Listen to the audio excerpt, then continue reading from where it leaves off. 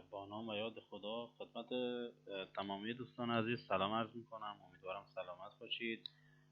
سری ویدیوهای آموزش مباحث کاربردی نرم افزارهای معدنی از کانال مایندساین داتایار در خدمت شما هستیم. طبق 5 تا ویدیویی که قبلا تهیه شده بود به انتخاب شما در مورد مباحث مختلفی از جمله طراحی پترن‌های افباری انفجار، برنامه‌ریزی تولید، محاسبه فواصل حمل بلوک‌ها، آپدیت فیت با نقاط نقشه برداری جدید و عملیات اجرایی در حفاری و انفجار چال‌ها صحبت کردیم. در بخش بعدیمون که ویدیو در واقع ششممون خواهد بود در مورد محاسبه میزان مواد ناری بلوک صحبت میکنیم. تو این ویدیو میخوایم شما به عنوان مشاور کارفرمای و پیمانکار بدونید که تو هر بلوکی که کار میکنید در واقع چقدر مواد ناری نیاز هست که بتونید تهیه کنید و عملیات انفجار انجام بدید. ما تو این ویدیو سعی کردیم پترن های مختلف حفاری انفجار رو بررسی کنیم. حالا ویدیو تکمیلی در واقع این ویدیو نحوه بستن چاشنی ها هست که تو ادامه انشالله تو ویدیوهای بعدی با انتخاب شما در واقع برگزار میکنیم. ویدیویی که پیش نیاز این ویدیو هم هست همون ویدیوی قبلی بود که تو ویدیو M6 M5 در واقع خدمتتون عرض کردیم عملیات حفاری و انفجار بلوک ها. ما یه سری پترن هایی که داریم تو معادن برای اهداف مختلفی ممکنه با قطرهای مختلف و با عمق‌های مختلف حفاری بشن. استانداردترین پترنمون در واقع پترنی است که از 3 تا بخش تشکیل شده: بخش تولید یا سالهای تولید، بخش بافر و بخش برش. این در واقع پترنی که تو شکل مشاهده می‌فرمایید از 3 تا بخش تشکیل شده. تو ویدیوی M1 اینو نحوه طراحی تو استودیو اوفی خدمتتون توضیح دادیم. سالهای تولید سالهایی هستن که بیشترین حجم در واقع پترن رو در واقع به خودشون اختصاص دادن، حجم بیشتری از ماده معدنی رو تولید یا باطله رو تولید میکنن و معمولا قطر سالاشون بیشتر هست. زون بافر برای جلوگیری از در واقع خوردن سالهای انفجاری ردیف‌های جلوتر به ردیف‌های پشت یا همون ردیف برشی انجام میشه طبق شکلی که مشاهده می‌فرمایید با طول کمتر. با توجه به اینکه تمامی پله‌های معدنکاری از در واقع 60 تا 75-80 درجه هست، بنابراین ما نیاز داریم که ردیف‌های برشی و حداقل ردیف‌های برشی و زاویه‌دار حفاری کنیم و برای جلوگیری از تداخل در واقع بخش برش و بخش تولید وسطش یه زون بافر یا زون میانی در نظر میگیرن که در واقع با طول سالهای با طول کمتر از تداخل این دو تا بخش جلوگیری کنن. این حالت استاندارد هست.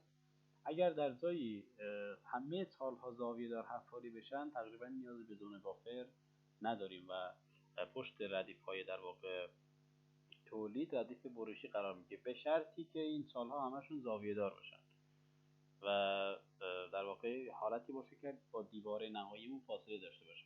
بعضی وقتا ممکنه ما اصلا نیاز به بخش برش نداشته باشیم، نمیخوایم این قسمتش فاینال بشه چون بلوک بعدی هم پشت این ردیف میچینیم، در نتیجه نیاز نیست هزینه زیادی در واقع متحمل بشیم. چون اگه نگاه کنید اینجا به ازای 1 سال تولید ممکنه 2 تا 3 تا سال برشی حفاری بشه که هزینه حفاری رو به تناسب میبره بالا. در نتیجه ما تلاشمون اینه که تا جایی که شده از بخش‌های برشی به عنوان پیمانکار خودمو در نظر بگیرم، پیمانکار به عنوان برش استفاده نکنم، یعنی تا جایی که ممکنه من ردیف‌های غیر برشی میتونم که سرعت حفاریم بره بالاتر، راندمانم بره بالاتر و بار بیشتری تولید کنم. ولی خب یه سری از دیوارها که ما در واقع امکان اینو نداریم که بخشای فقط زون تولید باشه و زونهای بافر و برشی نباشن، مثل دیوارهای نهایی، مثل دیوارهایی که در واقع چند ماه حالا نهایی هم نشد چند ماه مدلی خواهد موند، یا دیوارهایی که سست هستن، ریزشی هستن و ما اگه در واقع آخرین ردیفمون ردیف تولید باشه این دیوارهای پشت سرش رو میزنه خراب میکنه. دوستان ببخشید توجه کنید که اگه ردیف انتهایی رو شما ردیف برشی نزنید احتمال داره دو برابر بارسنگ ردیف تولید پشت آخرین سالمون خراب بشه. یعنی شما دیواره‌ای که در نهایت مثلا به فرض مثال اینجا دیواره نهاییتون این مدلی میشه. من با یه حالا قلم یا رنگ دیگه ای بکشم، الحمدلله رنگ دیگه هم نداریم. این مثلا دیواره شما خواهد بود بعد انفجار که من ضخامتشو میبرم بالاتر به این شکل. این در واقع این شکل ممکنه تو بخشی که در واقع پترنی که ردیف برشی نداره این شکلی بشه، یا اصلا این دیوارش صاف در نمیاد.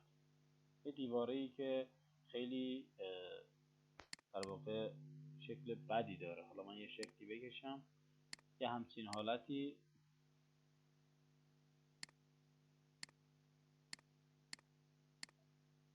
یه همچین شکلی ایجاد بشه، دیواره ناصاف که در واقع ما خیلی ازش استفاده نکرده. اینم ضخامتشو ببریم بالا به این شکل. میبینید که از آخرین ردیفمون ممکنه از یک دونه بارسنگ قطعا بیشتر میریم، حالا ممکنه 1.5 تا 2 بارسنگ هم بریم عقب‌تر که خیلی افتضاحه. مخصوصا این قسمت از پله اگه نهایی باشه، اگه جاده باشه، اگه جایی باشه که نمیخوایم عقب‌تر بره، ما از بخش فقط تولید نمیتونیم استفاده کنیم. البته یه سری جاها از در واقع طرح معدن یا طرح استخراج کالای ارائه شده، یه اندازه یه دونه بارسنگ جلوتر چیده میشه. یعنی به فرض مثال ما طرحمون کرستش اینجا باشه، پترن به این شکل جلوتر چیده شده یا یه ردیف جلوتر چیده شده. این هم باز نکته خوبیه، ولی خب دیواره ناصاف در میاد. حالا دیواره ناصاف چه ایرادی داره؟ انشاءالله تو دوره های افار انفجار خدمتتون بیشتر شرح میدیم. ولی دیواره ناصاف ممکنه تو پترن بعدی ما رو به مشکل واضح کنه. مثلا اینجا میبینی شیب معکوس داده رفته داخل، به این شکل در اومده. حالا از این چال میزنه یهو از دیوار در میاد، یا چون در واقع اولین ردیف سال بعدی که اینجا بشه، به فرض مثال این مدلی در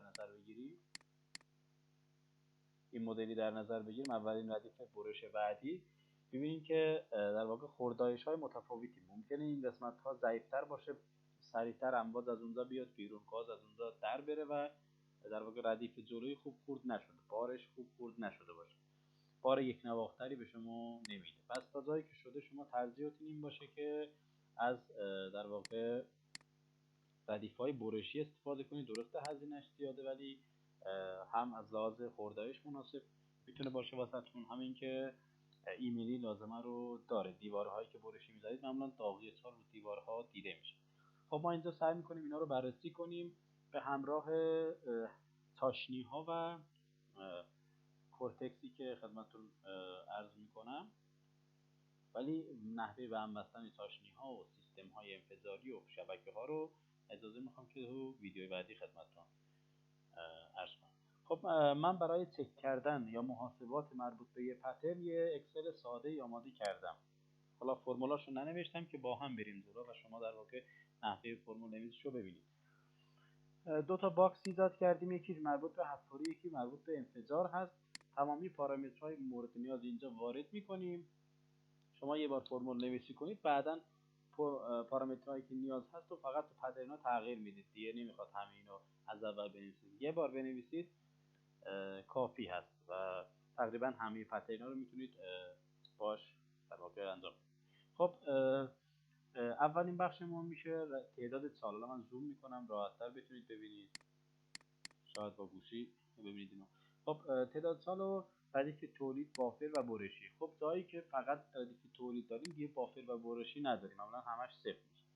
حالا فرض کنیم که یه زونی داریم یا یه بلوکی داریم که همه اینا با هم هست. یه سخت‌ترین حالتش اینه دیگه، ستاش با هم هست. خب حساب میکنیم، میگیم به فرض مثال تو ردیف تولیدی 120 تا چال وجود داره، تو زون بافر مثلا 20 تا چال وجود داره، تو زون برشی هم به فرض مثال 30 تا چال یا مثلا 35 تا چال وجود داره.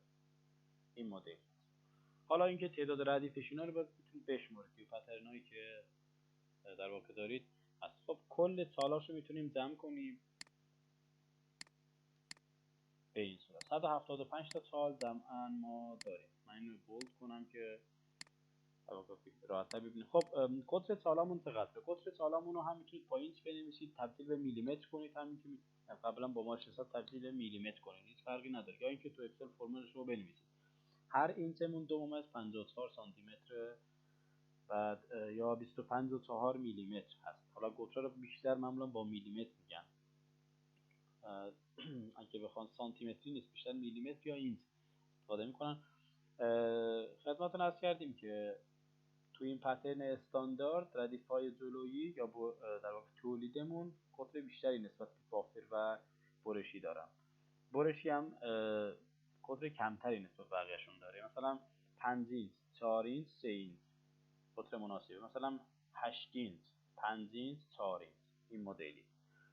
دیگه نمیتونه مثلا این برشی بشه 8 اینچ، یکی بشه 4 اینچ.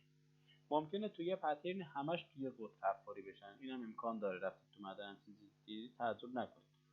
یا کل پترناش مثلا بافر و برش رو یه قطر میزنن، تولید یه قطر دیگه، مثلا 6 اینچ، 4 اینچ، 4 اینچ، اینم احتمال داره. ولی تا جایی که شده این نسبت رو رعایت کنیم که حداقل بافر از تولید یه اینچ و در واقع برشی هم از بافر یه اینچ کمتر باشه.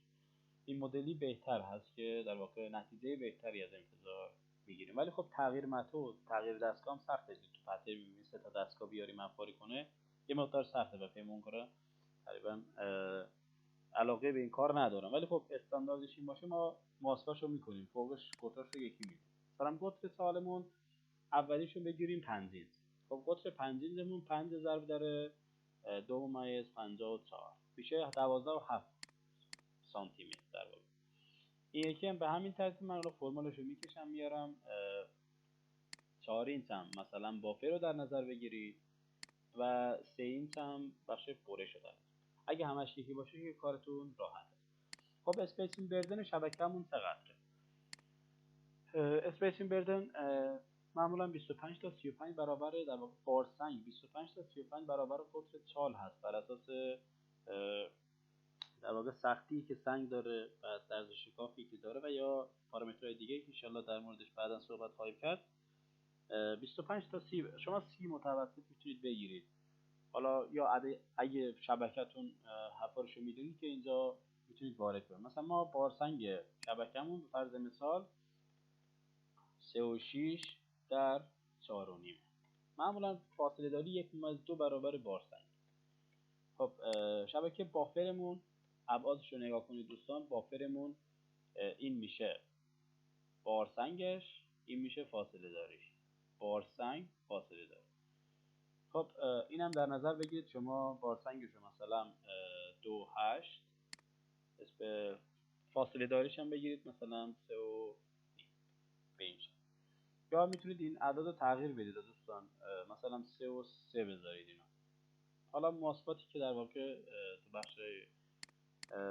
بخش‌های دیگه خدمتتون عرض می‌کنم. خب بخش برشی تنها بخشیه که در واقع فاصله داریش از بارسنگش کمتره، چون میخواد برش ایجاد کنه، نمیخواد انباز به پشت سری برسه. در نتیجه باید فاصله داریش کم بشه که سنگ در واقع ترک توش ایجاد بشه.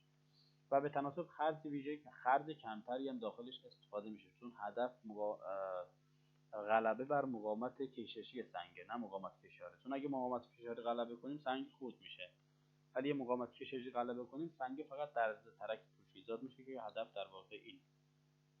بارسنگش رو میگیریم مثلا 2 اسپیسینگ رو میگیریم مثلا به فرض مثال 1.5 این مدل. خب طول کل حفاریمون، شما یه متراژ کل حفاری دارید، همیشه پله سطحش صاف نیست و شما وقتی حفاری میکنید با ارتفاع چالهای مختلفی دارید که تراز کفش باید ثابت باشه به تراز بالاییش، همون ترازی که در واقع پله داره و این در واقع یه چیز ثابتی نیست. حالا ما فرض میکنیم که اینجا 1246 متر مثلا طول حفاری بود. زون بافر چقدر؟ زون بافر هم خدمتتون عرض کنم که مثلا 108 متر و زون برشی هم 389 متر. خب به این شکل این طول حفاریش رو میتونید از طول سالا، مجموع طول سالایی که حفاری شدن اندازه بگیرید اینجا بنویسید. و مجموع کل حفاریمون دوباره در واقع میتونیم اینو اینجا کپی کنیم. طول متوسط حفاریمون چقدر؟ طول متوسط میشه طول کلی تقسیم بر تعداد سال. یعنی طول سالمون در واقع اینقدره، به این شکل. حالا ممکنه که پترن یه جوری باشه که ممکنه سالهای عقبش ترازش بالاتر بوده، یعنی پترن رفته رفته، یعنی این پترن این قسمتش یه مقدار بالاتر بوده. پله‌ای که ایجاد کردن در واقع مثلا خط دیگه بکشه، پله این مدلی بوده. خب به این شکل ایجاد شده. حالا طول متوسط هم میتونید اینجا باز از این فرمول حساب کنید خودتون. این عدد تقسیم بر این که طول متوسط سالمون 10 متره، حدودا 10 متر. حالا رقم اشارش رو حذف کنیم. اضافه حفاری سالمون چقدر بوده؟ هر سال اضافه حفاریش چقدر بوده؟ ما دوستان اضافه حفاری میکنیم که کف پله‌مون در واقع پوزه توش نباشه. حالا گودی شد اشکال نداره، پر میکنه، ولی پوزه باشه باید مجبوریم چکش بیاریم، چکش بزنیم، پیپر بزنیم و یا انفجار ثانوی انجام بدیم. در نتیجه واسه این کانسل مشکل پیش نیاد سعی میکنیم کف پله گود باشه، خیلی بهتره. یعنی سالو یه مقدار از کف پله پایین‌تر میبریم. مثلا تراز پله باید میشد 1600، اینو نیم متر پایین‌تر میبریم، مثلا بشه 1599 و نیم ترازش، که نیم متر پایین‌تر باشه در واقع بهتر. خب اضافه حفاری این سال هم مثلا میگیم 14 متر. زون بافری که اضافه حفاری نداره چون اصلا به کف نرسیده. برشی هم با توجه به اینکه حالا زاویه شیب دار بوده اونم حدودا میگیریم 14. اینم صفر میگیریم. خب ارتفاع پله نهایی همون در واقع میخواد به شما بگه که چقدر از سالمون بار تولید میکنه دوستان. این ارتفاع پله نهایی الان ارتفاعی مختلفی به دست میاد قاعدتا، ولی شما توجه کنید که ارتفاع پله‌مون باید 10 متر شده. حالا اینکه در واقع به پله رفت نداره، اینو میتونیم حذف کنیم. خب الان میگیم چرا ارتفاعی اینجا 10 اینجا 17. دلیلش هم همین شکلی که خدمتتون عرض کردم، یعنی ممکنه در واقع ردیف‌های پشتی بالاتر باشه و همچنین چون سال شیب دار هست یه مقدار طول زیادی هم داره به تناسب. حالا معمولا سالهای شیب دار اضافه حفاری خیلی زیادی در نظر نمیگیرم. من اون 14 رو گرفتم به خاطر همون زاویه شیبش که در واقع همدیگه رو خنثی کنن. این پترنه در واقع نشون میده که پله کفش ناصاف بوده و ردیف‌های پشتی در واقع بالاتر بودن، ترازشون بالاتر بود. البته تراز متوسطش ممکنه یه جا گود و یه جا برآمدگی بالا پایین رفتگی داشته باشه. پترنه کفش حتما صاف نیست، چون اگه کف پله رو میبینید صافه ولی وقتی بخوان حفاری کنن بولدر میاد تصدیح میکنه، در نتیجه اون گودی هایی که از انفجار قبلی موندن دوباره تا انفجار بعدی تکرار میشه. خب به این صورت ما حساب کردیم. حالا متوسط هم میتونیم بگیریم و حساب کنیم. خب طول متوسط انسداد. خب دوستان ما یه قسمت از سال رو گلگذاری میکنیم، یه قسمتش رو خرج گذاری میکنیم. این گلگذاری معمولا 25 تا 20% طول سال هست. طول ارتفاع پله رو نگیرید، طول سال. ما اینجا در نظر میگیریم 25% یا 23% طول در واقع سال ما خرج گذاری میکنیم. پس میشه طول انسدادمون 23% انسداد، 77% خرج گذاری. به این شکل طول متوسط سال رو میگیرم ضرب داره 23%. به این شکل. خب آیا دوستان تو زون بافر هم به این شکله یا برشی هم به این شکله؟ نه، ما هر چقدر درسته هر چقدر طول سال کمتر باشه خرج کمتری در واقع میخواد، ولی یه رابطه داره. حتما باید در واقع آستانه باشه یا به بیان دیگه خدمتتون عرض کنم که سال طولش نصف شد، طول خرج و گلگذاریش نصف نمیشه.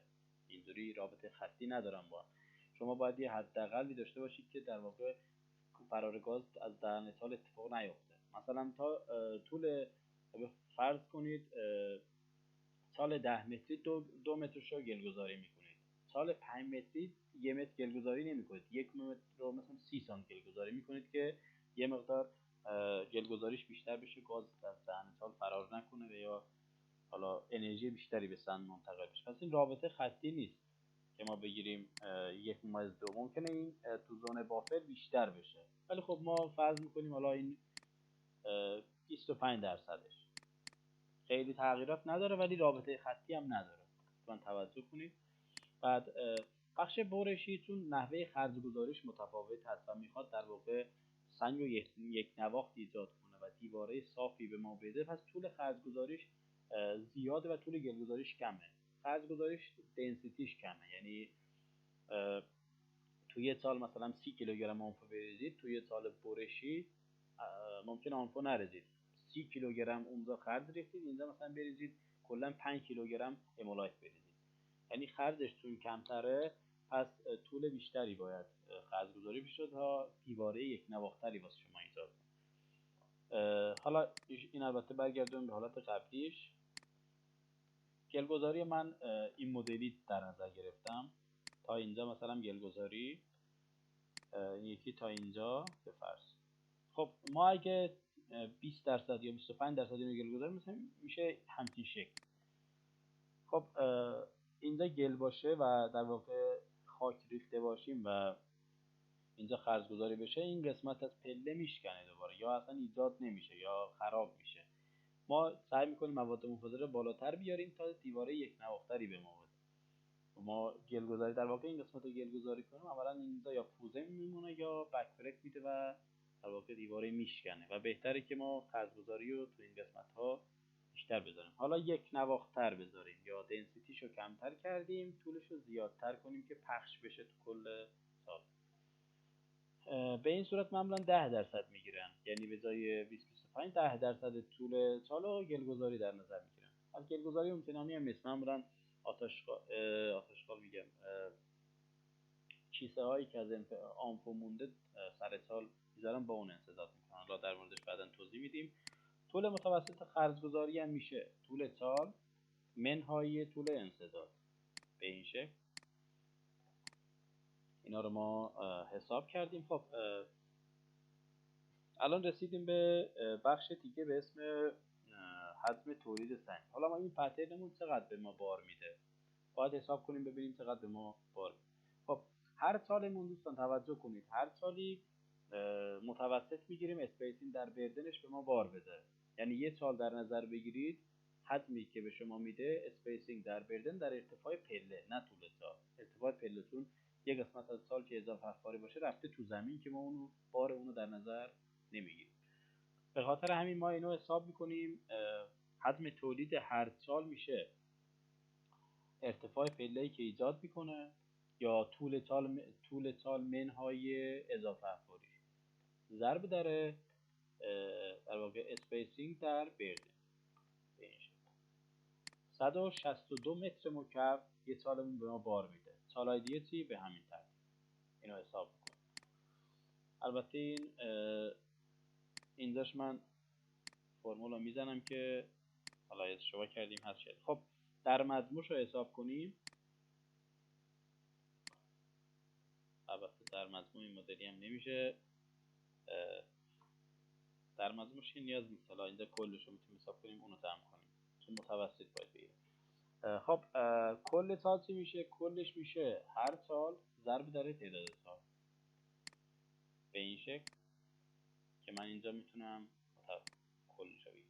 خب در مجموع به من این پترن حدوداً 21643 متر مکعب بار میده. اما دوستان توجه کنید ما تو محاسبه اینجا که درست عمل کردیم، ولی بافر و در واقع بخش برش رو نگاه کنیم بهش شکل شاید یه جور دیگه باشه. مثلا این قسمت بار بیشتری به ما میده، نگاه کنید این قسمت بار سنگ دیگه با بافر حساب نمیشه، یعنی با ردیفای جلوش حساب میشه. معمولا از چیزی که حساب کردید یه 5 درصد بار بیشتری میگیرید، یعنی مثلا حساب کردید 100,000 تن به شما بار بده، احتمال اینکه 105,000 تن به شما بار بده زیاده. به خاطر همین قسمت ممکنه یه قسمت از دیواره بشکنه، ممکنه یه بک‌برک بده بار بیشتری تولید کنه و در واقع میشه گفت که حداقل حجمی که به شما میده و معمولا 5 درصد بیشتر از این میگیرید در عمل. اگه همچین پترنی باشه این میرسه به 10%، چون ردیف آخری خودش اصلا یه بارسنگ هم پشتش میزنه، شاید بیشتر از یه بارسنگ. در نتیجه وقتی یه چیزی دارید چک میکنید، ببین توجه کنید که این حداقل عدده. مثلا میتونید بگید که این بلوک حجمش 22000 متر مکعب، اینجوری بهتره. یا ببرید تو نرم افزار حساب کنید، یا طول و عرض ارتفاع رو بگیرید ضرب در هم کنید، بلوک حجمش رو حساب کنید. اگه با تعداد سال میرید جلو یه 5% بهش اضافه کنید. اگه بخش برش اینا نداشت 10% بهش اضافه کنید. یعنی من این عدد رو ضرب در 5% بکنم، از 22000 تا هم بیشتر خواهد شد. ولی خب شما اینو میتونید تو معدن با آزمون و خطا به یه نتیجه برسید، به یه عدد برسید، و ممکنه در واقع یه قسمت از بارم پخش میشه. پلتون اگه عرض در واقع جلوش عرض مناسبی نداشته باشه و چند تا پله زیر هم باشه، ممکنه بار پخش بشه، شما اصلا نصف این عدد هم نتونید بارگیری کنید. اینم توجه کنید. ولی خب ما در مورد بارش صحبت میکنیم. و یه نکته مهم دیگه این که این بار برجا هست و سنگ ترکید منفجر شد، فاکتور تورم 25 تا ضریب تورم 1.25 تا 1.35 بهش میخوره و سنگ هر چقدر سخت‌تر و سفت‌تر باشه در واقع فاکتور ضریب تورمش بیشتر. سنگ سخت ممکنه 1.35 باشه، سنگ نرم ممکنه 1.25 باشه، یعنی 1 متر مکعب میشه 1.25 متر مکعب. که این عدد، این حجم در واقع حجم برجایی که ما حساب کردیم. نابرجاشو خودتون میتونید ضرب در ضریب تورم کنید و به دست بیارید. خب میرسیم مورد بعدی، آخر حفاری، که میشه حفاری در واقع ویژه. خب حفاری ویژه‌مون چه مدلی هست؟ ما میگیم که برای تولید 162 متر مکعب چند متر حفاری کردیم. میخوام اینو بگیم دیگه، حفاری ویژه اینه. پس میگیم که طول متوسط سال تقسیم بر حجمی که هر سال تولید میکنه. 6 سانتی متر شد حفاری ویژمون. 6 سانتی متر بر متر مکعب، یعنی شما برای 1 متر مکعب 6 سانتی متر باید حفاری کنید. حالا یه دید کلی به شما میده. الان یه بلوکی دارید مثلا 500 هزار متر مکعب، مثلا یه حجمی دارید، یا یه پیتی دارید، یا یه طرحی دارید. الان با این عدد راحت حساب میکنید که چند متر باید حفاری کنید. اونو ضرب در این کنید، عدد به دست میاد. یعنی مثلا من فرض کنید 500 هزار متر مکعب طرح دارم، میخوام ببینم چند متر حفاری نیاز. این عدد رو بگیریم ضرب در این عدد کنیم، راحت میشه چه عددی. حالا عدد زیاد شد، میشه 32000 متر باید حداقل حفاری کنم اگه همه پترنامو با این در واقع فقط تولیدی باشه، یعنی بافر و برشی نباشه. میشه یه ماسبه رافی هست که میتونید ازش استفاده کنید. حفاری ویژه 6 سانتی متر، بافر 11 و برشی 31. دوستان توجه کنید چرا پیمانکار دوست نداره برشی حفاری کنه؟ به این دلیل، نگاه کنید 5 برابر حفاریش 5 برابر شده متراژ حفاریش. اگه هم قطر باشن یه مقدار این عدد کمتر میشه، ولی حداقل 2 برابر میشه. یعنی 6 دهمه ممکنه 12 صدم حداقل برسه. یعنی ما زون برشی اضافه میکنیم، حفاری پیمانکار تو اون ردیف 2 برابر میشه حداقل. یعنی بین 2 تا سال یه سال جدید باید حفاری بشه، که خودتون مشاهده میفرمایید که عدد بزرگتر شده. البته تغییر قطر تاثیر داشته. ما اگه هم قطر میذاشتیم این عدد مثلا میومد رو 15 صدم اینا، اگه همش یه قطر بود. ولی در کل زون برشی و بافر حفاری ویژه معدن رو بالا میبره. خب خدمتتون عرض کنم که الان طول اینو متوسط هم بگیریم، میشه این عدد طول کل حفاری تقسیم بر حجم کلیش، میشه با یه رقم اشار 800. درسته این عدد بزرگتری هم، ولی چون توناژ این یعنی تعداد سال ردیف های تولید زیاده، پس این عدد شد 800. شما از این استفاده کنید راحت ترید. یعنی به ازای برای در واقع حفاری 1 متر مکعب سنگ، شما به 8 سانتی متر در واقع حفاری نیاز دارید. یعنی با 8 سانتی متر حفاری 1 متر مکعب بار تولید میکنید. این دیگه حساب ساده. خب اگه با سوالی پیش اومد میتونید پی وی بپرسید. مورد بعدی میرسیم، حفاری تموم کردیم، میرسیم به انفجار. که مقدار سریعتر بریم. خب تکالی آنفو بیشتر معادن از آنفو استفاده میکنند، مگه اینکه یا سالا آبدار باشه، یا اینکه تونل باشه، زیرزمینی باشه، قطر تالاش از 40 میلیمتر کمتر باشه و من نشه آنفو استفاده کرد. آنفو به دلیل اینکه قیمتش تقریبا 1/3 امولایت یا مواد مخدر دیگه هست، ترجیح داده میشه که از آنفو استفاده کنیم و تو معادن روباز 99% از آنفو استفاده کنیم. اگر یه مقدار رطوبت بیشتر باشه هیوی آنفو اینا استفاده میکنن یا آنفو آلومینیوم اینا اضافه میکنن، ولی در واقع تو معادن روباز سعی میکنن که از آنفو استفاده کنن. خب سگالی که استفاده میشه، شما اگه پنوماتیکی شارژ کنید تو معادن زیرزمینی سگالش به 9 هم میرسه، ولی به صورت فرده‌ای یا با کیسه بریزید تو کیسه سگالی آنفو 82 تا 83 صدم است، یعنی 1 متر مکعب آنفو میشه 830 کیلوگرم. این سگالی آنفو هست. تو سگالی میگیم دیگه در واقع زون برشی هم آنفو استفاده نمیکنن، چون حالا میگم که تزوری امارات رو به هم میبنده. خب خرج آنفو واحد، یعنی 1 متر خرج گذاری چند کیلوگرمه. اینو حساب کنیم، ضرب در طول خرج گذاری میکنیم و کلا دیگه مواد ناریه رو حساب میکنیم. خب خرجش رو حساب کنیم. یه سیلندر در نظر بگیرید به قطر 12.7 سانتی متر و به طول 1 متر با آنفو کامل پر شده. در واقع آنفو هم سگالیش 83 صدم هست. اینو به راحتی میتونیم حساب کنیم. حالا اینجا خدمتتون حساب کنم، شما مثل من حساب کنید. مساویه عدد PR2 در S میشه دیگه. PR2 در S در سگالی. PR2 P عدد P تو اکسل بخوای بزنید PI بزنید، پرانتز باز و بسته. این الان شد عدد P. باور نمیکنید که ببینید، باور کنید. خب 3 اومد 14 15 9 اینا. خب ضرب در PR2، اون R2 نه این R2. شعامون میشه در واقع بر اساس واحدمون متریک هست.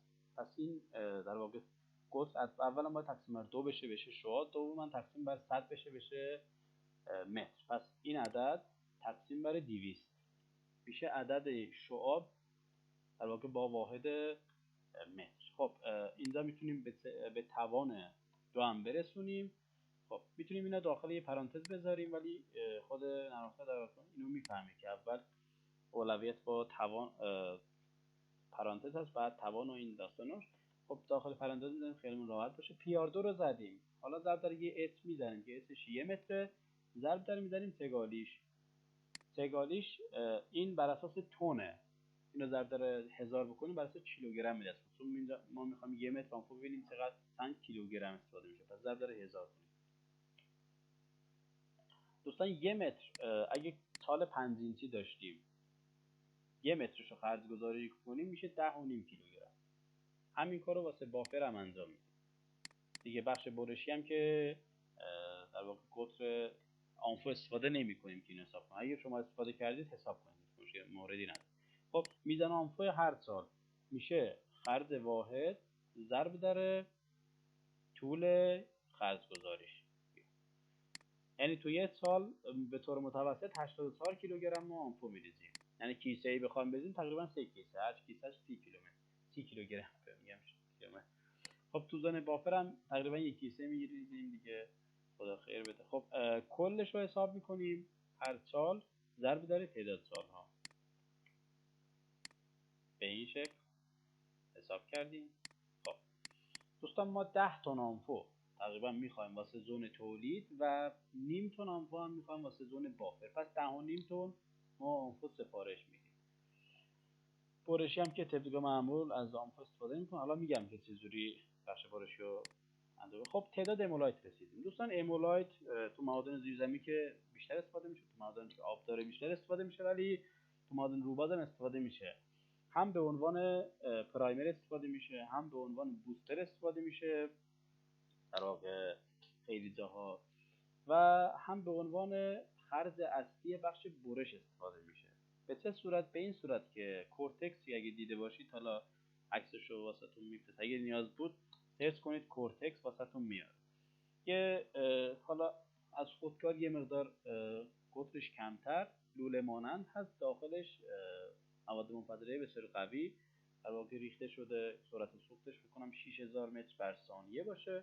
کورتکس میگم بهش، بکنم فیتیل انفجاری هم میگن، فارسیشو نمیدونم، ولی کورتکس حالا چیزی که ما استفاده میکنیم کورتکس. بعد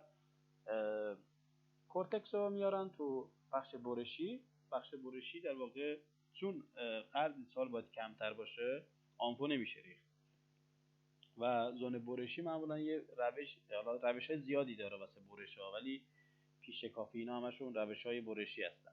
ولی چیزی که بیشتر تو معدن استفاده میشه، امولایت ها رو به فاصله 1 متر به 1 متر به هم میبندن، به در واقع مثل امولایت مثل سوسیس هست، میبندن به کورتکس و کورتکس رو آویزون میکنن داخل چال.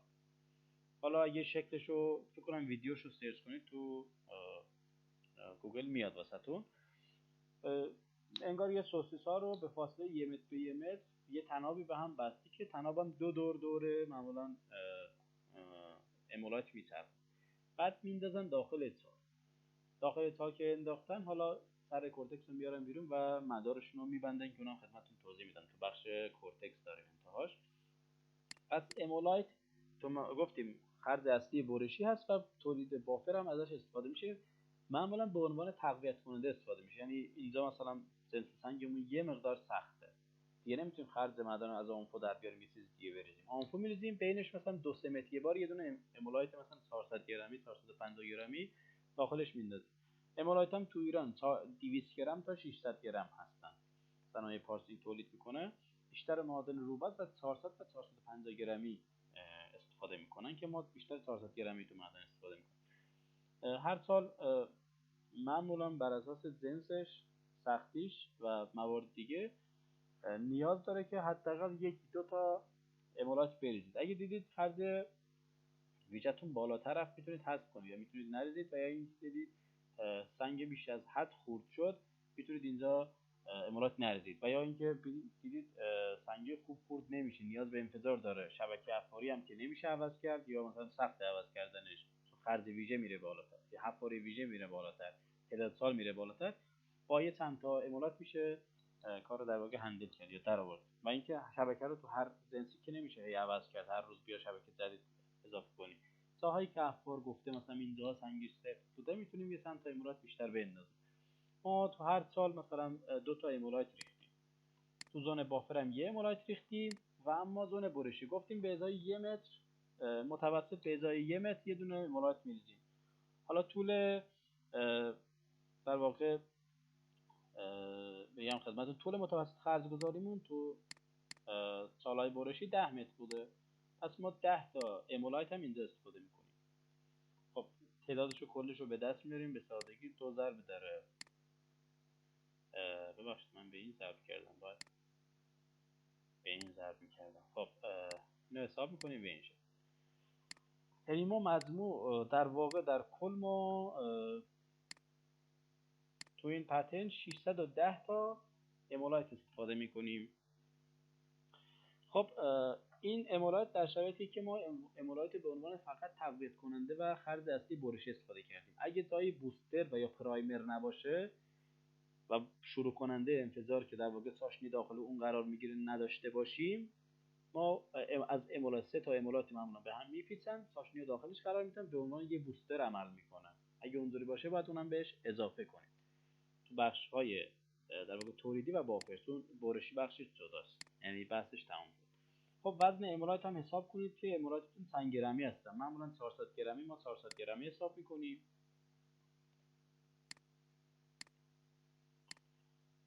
این مدلی حساب کنید. خب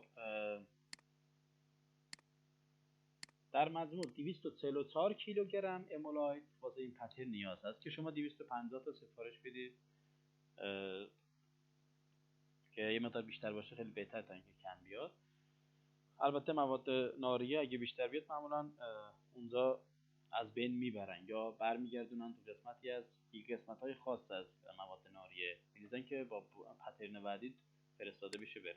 خب تعداد بوستر و پرایمر. خب ما برای تقویت چال گفتیم که از امولایت استفاده کردیم داخل چال‌ها. پرایمر کارش چیه؟ پرایمر که الان تو اصطلاحش تو معادن دیگه از بوستر میگن بهش، در واقع شروع کننده انفجار. شما چاشنی رو داخل بوستر قرار میدید. حالا بوستر یه استوانه شکله، یه استوانه مثلا به قطر از 5 سانتی متر و به طول مثلا 15 سانتی متر، که همچین استوانه در نظر بگیرید توش خالیه، چاشنی میره داخلش قرار میگیره، در واقع پرایمر یا بوستر، که حالا بوستر میگم ولی در واقع کارش پرایمر هست، یعنی شروع کننده هست. داخل اون قرار میگیره. چاشنی، حالا چاشنی اگه الکتریکی یا نانل باشه بهش امواج رسید چاشنی ترکید، باعث ترکیدن بوستر، و بوستر هم باعث آنفو میشه. اگه چاشنی داخل چال بذاریم و در واقع بوستر نذاریم یا امولایت استفاده نکنیم، فقط آنفو دورش باشه، ممکنه انفجار خوبی نگیریم یا قدرت چاشنی اونقدر نباشه که بتونه کل در واقع آنفو داخل چال رو منفجر کنه. آنفو یه مقدار به شوک بیشتری نیاز داره، به خاطر همین ما از یا 2-3 تا امولایت یا بوستر یا پرایمر استفاده میکنیم که بوسترامون واحد وزنشون پونده. هر پوندم 453.5 گرم هست، یا 1 کیلوگرم 2 پونده، اینجوری در نظر از 1 هست تا 3، 1، 1.5، 2، 2.5، 3 اینجوری هست که معمولا تو مواد 1.5 و 2 زیاد استفاده میشه. چال هر چقدر قطرش بیشتر باشه نیاز به پرایمر و بوستر بیشتره. ما هم پرایمر رو پس ته چال میندازم معمولا که قرمز رنگ هست معمولا، حالا تو معدن بوستر میگم بهش. بوستر رو وسط چال میندازن که ما به جای اینکه بوستر استفاده کنیم دیگه گفتیم از امولایت استفاده کنیم، چون امولایت ارزون تر از بوستر. 1 کیلوگرم امولایت از 1 کیلوگرم بوستر ارزون تر هست، خاطر همین ما ترجیح میدیم از امولایت استفاده کنیم. پس ته چال یه دونه پرایمر انداختیم که تو معدن رفتید بوستر گفتن نگید وسط چال میندازیم، منظورشون همون پرایمر هست. خب تو هر چالی یه دونه میخوایم، پس چالهای تولیدی و بافر میخوایم، چال برشی هم تکلیفش مشخصه دیگه، اصلا دیگه بحثی نداره. خب این هم حساب میکنیم، در واقع 1 ضرب در تعداد چال به این شکل. خب در مجموع ما چند تا پرایمر خواستیم؟ در مجموع البته اینو صفر بذاریم که این ایرور نده، 140 تا پرایمر میخوایم. در واقع تعداد چال تولیدی و بافر، تعداد چال برای تعداد چال تولیدی و بافر رو با هم جمع کنید میشه تعداد پرایمرات. خب وزنشون هم که بر اساس پوند هم باید تبدیل کنید. الان تو این چال ها معمولا دیگه دوتا استفاده نمیشه، معمولا یه جنس استفاده میشه. ما 1.5 پوندی در نظر میگیریم، چون 1 پوندی ضعیفن، 2 پوندی هم واسه این چالا یه مقدار مثلا چالای بافر بزرگه. 1.5 پوندی در نظر میگیریم. هر چال وزنش میشه 1 ضرب در 453.5 گرم. این بر اساس واحدش بر اساس دوستان کیلوگرم هست. خب در واقع میشه این که اینجا حساب کردیم. خب این البته یه رقم اشارش رو میتونیم حذف کنیم. خب به همین تناسب اینجا میتونیم حساب کنیم اشارش. البته 140 تا بوستر در واقع پرایمر یا بوستر 1.5 پوندی میشه حدودا 63.5 گرم وزنش. حالا چون این وزنا رو نیاز داریم برای در انتها خرج ویژه نهایی رو حساب کنیم. خب تعداد چاشنی دوستان، تعداد چاشنی هم به اندازه تعداد بوستر استفاده میشه، یعنی شما تعداد بوسترتون هر چقدر باشه تعداد چاشنی هم همونقدره، چون چاشنی داخل بوستر یا بوستر برای چاشنی استفاده میشه، یعنی برای همدیگه، برای تکمیل همدیگه است. اگه بوستر و پرایمر استفاده نکردید، از امولایت استفاده کردید، تعداد چاشنی برابر تعداد در واقع سالهای تولیدی و بافر است جمعشون، یعنی هر سالی که توش آنفو ریختیم، اینجوری بگیم بهتر میشه همون تعداد در واقع تعداد چاشنی که مساوی تعداد سال میشه. اینا لینک نکردیم، ممکن اینا رو صفر بذارید، این هم صفر نشه بعدا، خاطر همین رو لینک نکردم من. خب ما 140 تا هم چاشنی نیاز داریم. حالا چاشنی چی باشه دوستان؟ چاشنی ممکن است چاشنی نباشه، به جای چاشنی از کورتکس استفاده کنیم. یه بحث ممکنه چاشنی الکتریکی باشه یا نانل باشه، این سه تاست تو ایران بیشتر استفاده میشه. حالا چاشنی نانل خوبیش اینه که ایمنیش بالاست و هر معدنی میشه استفاده کرد، ولی بعدش اینه که خیلی گرونه. مثلا یه چاشنی 15 متری، یعنی یه چاشنی با 15 متری 170,000 تومان قیمت داره، در حالی که همتای اون چاشنی الکتریکی باشه با 15 متری ممکنه بشه مثلا 60 تومان 70 تومان، یعنی از 2 برابر قیمتش بیشتره. کورتکس هم متری حدودا 7 تومان اینا هست، یعنی کورتکس با چاشنی الکتریکی تقریبا قیمتش یکی در میاد، ولی نانل خیلی گرونه. و ترجیح اینه که البته نانول خیلی خوبه، از لحاظ ایمنی خیلی خوبه، ولی خب گرون هست که از اینا رو بالا میبره. فقط مشکل تاشین الکتریکی اینه که تو معادن فلزی نمیشه استفاده کرد، چون در واقع معادن فلزی الکتریسیته رو عبور میدن و ممکنه اتفاقای نازوری خدای نکرده پیش بیاره. به خاطر همین ما تو معادن فلزی تاشین الکتریکی رو ممنوع کردن، یعنی ما نباید بذاریم استفاده بشه. اگه استفاده میشه کار اشتباهی، چون ممکنه یه بار توی پتن اتفاقی بیفته، این چند تا کارگر خدای نکرده دونشون از دست بدن. پس اگه دیدید معدنتون فلزی یا کورتکس یا نانل. اگه غیر فلزی باشه الکتریکی شاید گزینه مناسبی میتونه باشه، چون الکتریکی فوری است، یعنی الکتریکی همون لحظه بزنید منفجر میشه. ولی نانل و کورتکس نه، اینجوری نیستن، حالا یه تأخیری توشون هست. خب رسیدیم به متراژ کورتکسمون. خب ما چقدر کورتکس میخوایم؟ الان توضیح دادیم اگه چاشنی باشه کورتکس فقط برای چالهای در واقع برشی هست. اگه برشی نباشه، بافر نباشه، فقط تولیدی باشه، چاشنی باشه، دیگه اصلا کورتکس استفاده نمی کنیم تا جایی که بدونیم. خب برای هر سال که اینجا تقریبا صفر تولیدی استفاده میکنیم، چاشنی داریم اینم صفره. خب برای بخش برشی من شکلشو بیارم تو شکل شاید بهتر توضیح بدم. خب تو این بخش نگاه کنید دوستان، یک کورتکس این مدلی سراسری میکشم، خطای فیروزه‌ای رنگ کورتکس هم دوستان. من یه ضخامتی هم بهش بدم شما راحت‌تر ببینید. خب اینجوری با یه فاصله حالا حدودا 1 متریش میکشم، یعنی از حالا 1 متر فاصله داره. امولایت ها رو که در واقع به هم بستن و با کورتکس انداختن پایین، از هر چال یه دونه کورتکسی دوباره میاد بیرون به این شکل. این کورتکس رو میان به در واقع مدار اصلیش میبندن. البته این هم باز به این شکل هر چالی از وسطش دوباره میان بیرون و به این گره خورده میشه. وقتی انفجار انباز رسید به این کورتکس، اینا هر کدوم دونه دونه منفجر میشن. چون سرعت سوختش اونقدر زیاده، 6000 7000 متر بر ثانیه است، پس همش عملا توی کسری از ثانیه منفجر میشن.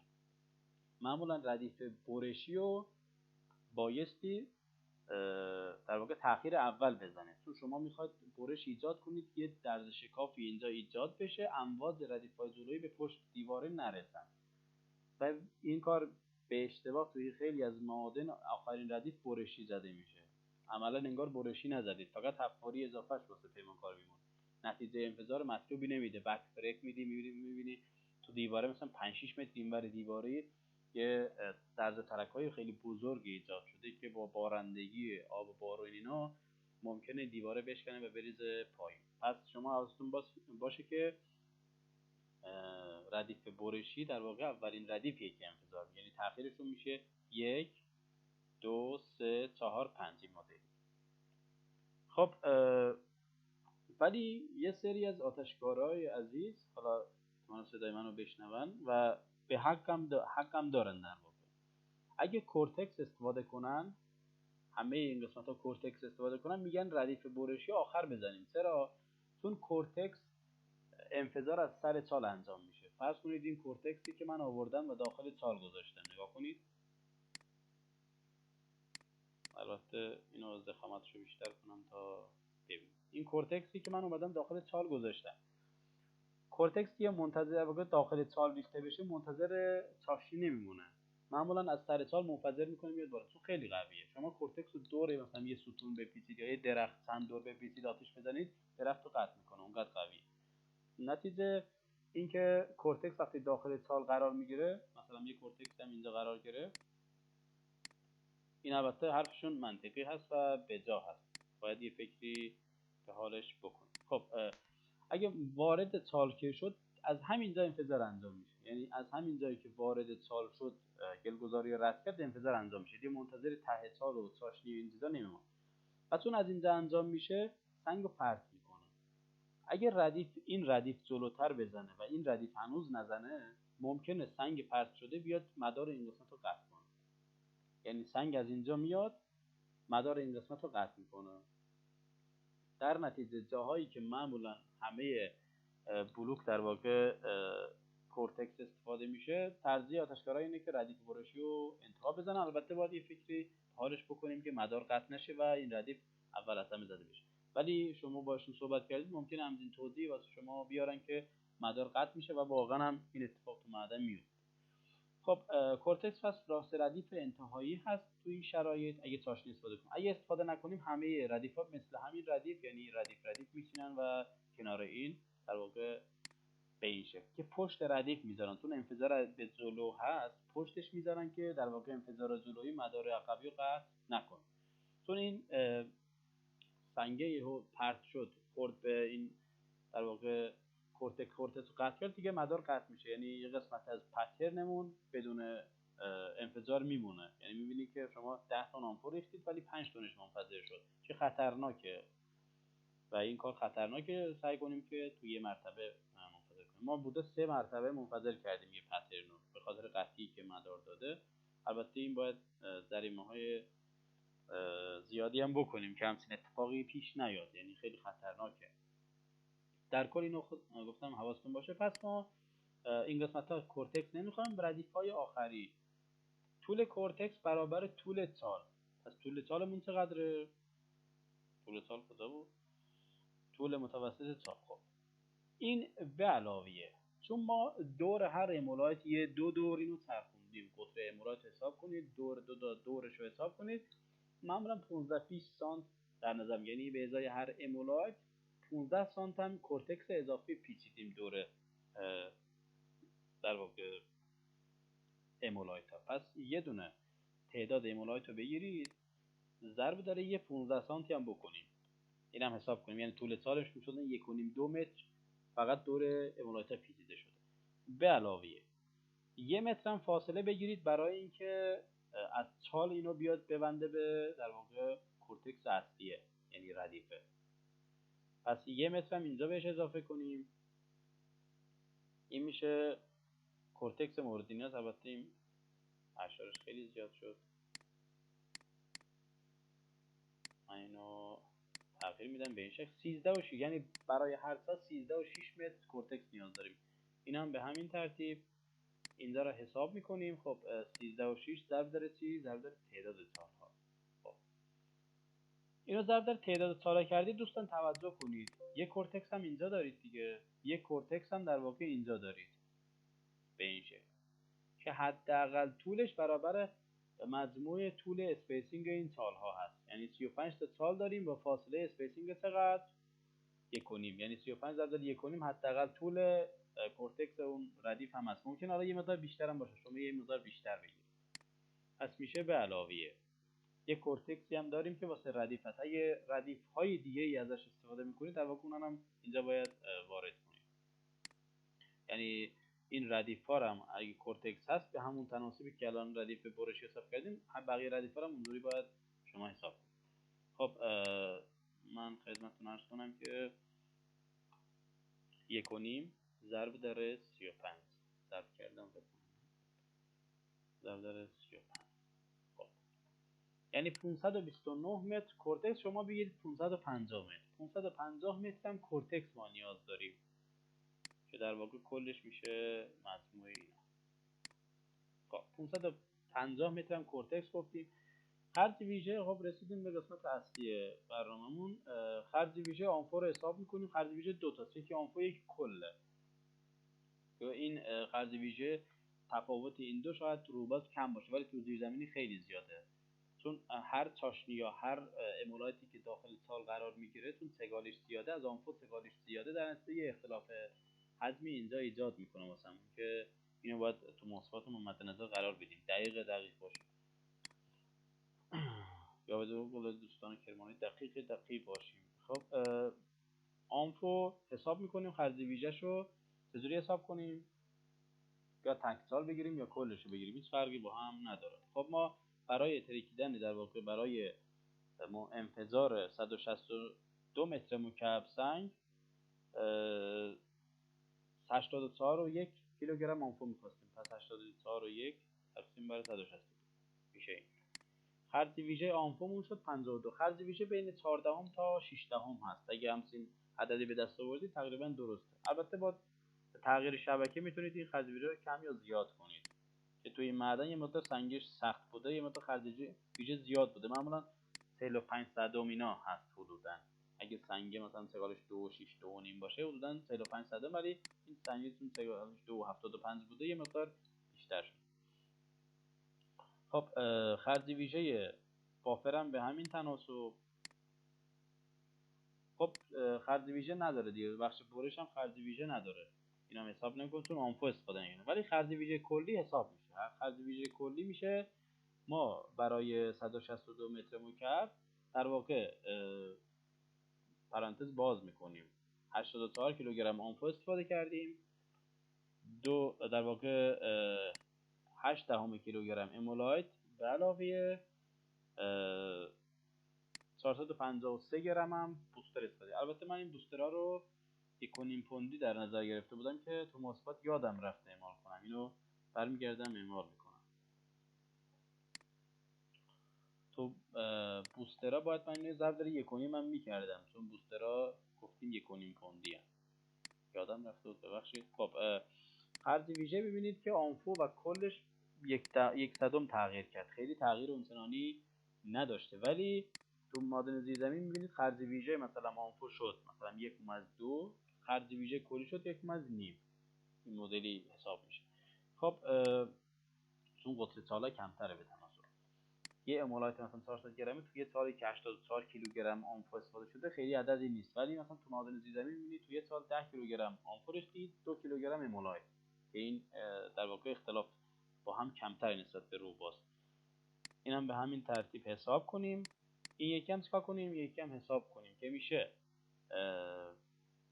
در واقع وزن امولایت ها تقسیم بر وزن تولیدی که سنگ داره، در واقع حجمش بهتره. بدین صورت خب حساب کردیم. خب خرج ویژه کلیمون هم میتونیم حساب کنیم. در حالت کلی هم آنفو رو میتونیم حساب کنیم، هم خرج ویژه در واقع کل، که خرج ویژه آنفو کل پترن با هم میشه خرج میزان آنفویی که هر سال استفاده کردیم. این کلش البته من جمع نکردم دوستان، اجازه بدید من اینو جمع کنم. کل آنفویی که باید جمع میکردیم. خب اینو من حواسم نبود جمع کنم. خب آنفو رو حساب میکنیم، میگیم که 10,000 کیلوگرم یا 10 تن آنفو برای ترکوندن حدوداً چقدر سنگ؟ 3900. خب البته این کمتره به تناسب، دلیلش اینه که ما بخش برشی از آنفو استفاده نکردیم. اگه بین اینا میخواد یه عدد به دست بیارید، اینو تقسیم بر مجموع احجام این دو تا عدد بکنید که اونم میشه. ولی خب الان میتونیم بگیم که توی پتری که برش اینا هست، توی این شرایط 49 صدم به ازای متر مکعب آنفو میخوان در حالت کلی.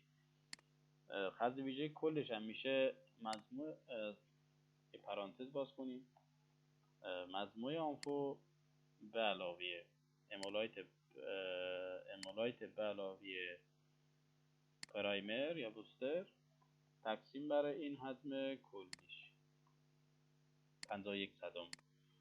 خب بدین صورت ما خرج ویژه‌ش رو حساب کردیم که این بخش مهم هست و حفاری ویژه مهم هست دوتاشون، اینا باید توجه بشه.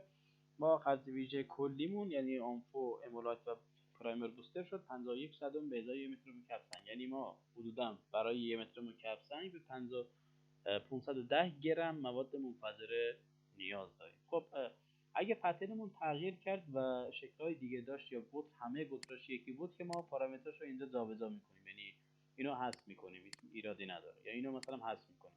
اگه پترن سومی بود که کارمون خیلی راحته، اینو حذف می‌کنیم. فقط حواستون باشه این حجمی که تولید میشه رو توی عددی فرضی ضرب کنید. مثلا بگید که احتمال داره مثلا، حالا من اینو حساب کنم، به فرض مثال این ضرب داره 1/1، یعنی احتمال داره 24,000 متر مکعب در واقع سنگ با این پترن تولید بشه، به جای مثلا 22,000 متر مکعب 24,000 تا بشه، یعنی 2,000 تا بهش اضافه بشه.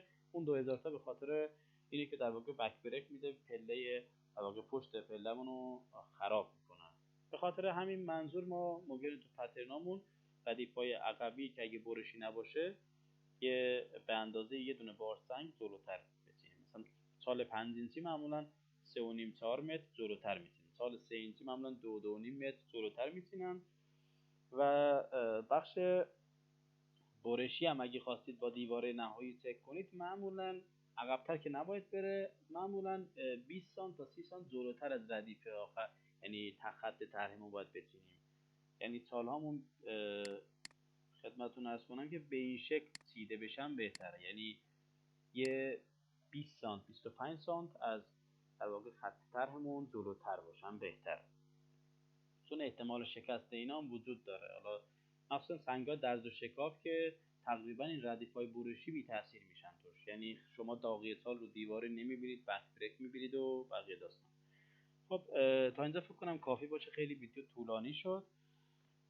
امیدوارم که حالا استفاده کرده باشید، بتونید مشکل معدنتون رو با این ویدیو تا جایی که تونستید، تا جایی که بتونید حل کنید. اگه محاسبات رو بنویسید، شما با تغییر چند تا عدد میتونید محاسبات رو داشته باشید. مثلا من تعداد سال رو 150 تا کنم، احسامم تغییر میکنه و در واقع میزان مواد ناریه رو میتونم اینجا ببینم. البته این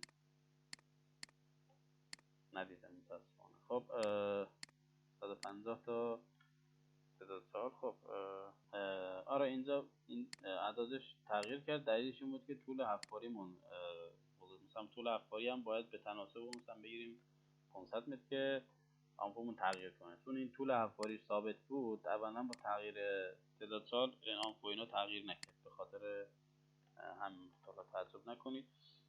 میتونید طول متوسط سال رو ثابت بگیرید، طول حفاری رو حاصل ضرب طول متوسط در واقع تعداد سال بشه. این هم میتونید انجام بدید، فقط باید طول متوسط سالا رو داشته باشید.